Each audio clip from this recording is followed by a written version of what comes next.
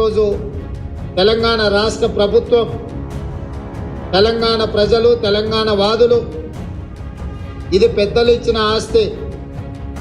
మనం బ్రతకడానికి, మన సోకులకు ఈ భూములు అమ్మొద్దు.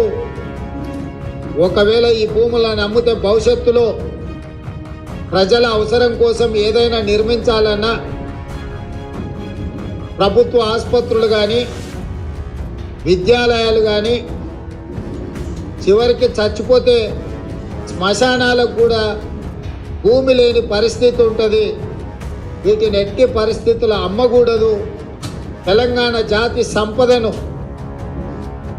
5 సంవత్సరాల కోసం ఎన్నికైన కేసీఆర్ గారు రాష్ట్రంలో ఉన్న అన్ని భూములను తెగనమ్ముకొని పోతే భవిష్యత్ తరాలకు ప్రభుత్వ భూమి అందుబాటులో లేకపోతే చివరికి శ్మశానాలకు కూడా కరువు వచ్చే పరిస్థితి ఉంటుంది. కాబట్టి ఈ భూములను అమ్మొద్దు అని చెప్పి ఒక పక్కన తెలంగాణ వాదులు చర్చ చేస్తున్నారు.